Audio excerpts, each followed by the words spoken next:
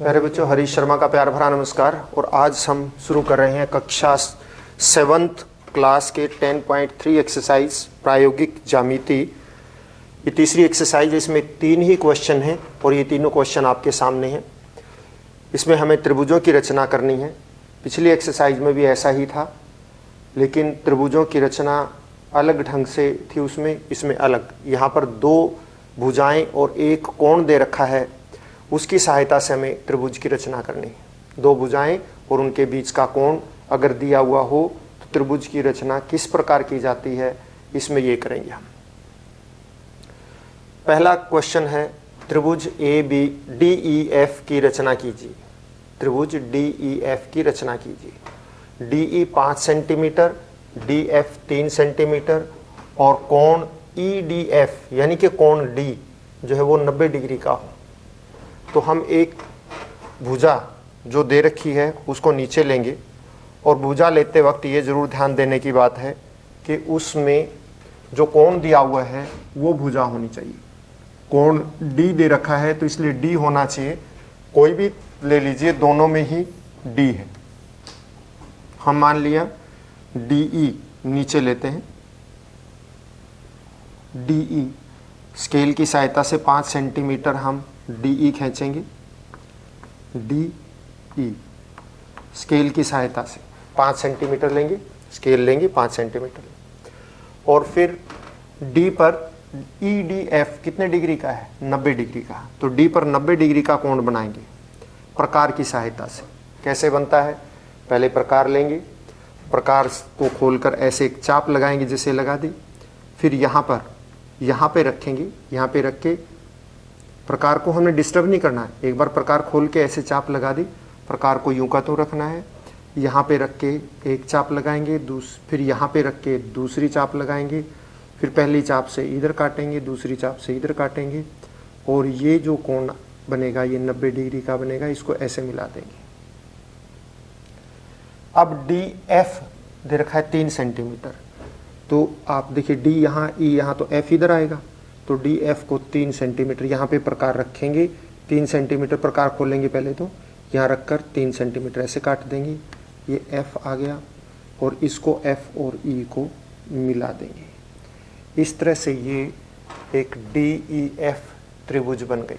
सबसे पहले हमने क्या लिया, DE लिया 5 सेंटीमीटर स्केल की सहायता से, फिर प्रकार की सहायता से D पर 90 डिग्री का कोण बनाया और फिर D पे रखकर प्रकार को 3 सेंटीमीटर खोल के DF काटा। ये 3 सेंटीमीटर दे रखी है और फिर हमने E और F को मिला दिया।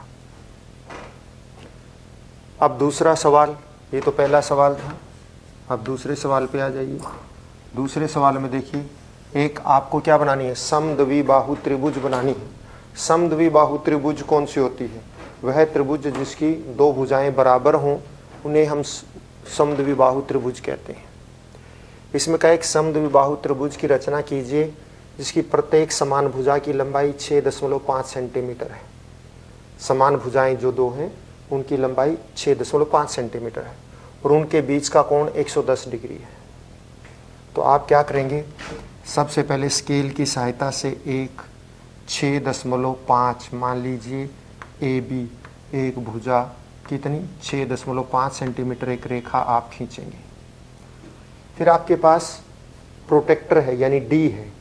D की सहायता से 110 डिग्री का कोण बनाएंगे। D का मध्य बिंदु यहाँ रखेंगे और लाइन पे लाइन आनी चाहिए और फिर D की सहायता से हम 110 डिग्री का कोण बनाएंगे और वो 110 जहाँ पर 110 है वहाँ पे निशान लगाएंगे और इस तरह से उसको आगे बढ़ा देंगे। ये कोण कितने डिग्री का, 110 डिग्री का कोण बन गया। और जितनी ये AB 6.5 है, ठीक इतनी ही यहाँ पर हम AC काट देंगे। ये भी 6.5 सेंटीमीटर और B और C को मिला देंगे। B और C को मिला देंगे। इस प्रकार से ये ABC त्रिभुज बन गई जो समद्विबाहु त्रिभुज है जिसकी 2 भुजाएं AC और AB हैं 6.5 सेंटीमीटर। तीसरी भुजा BC है।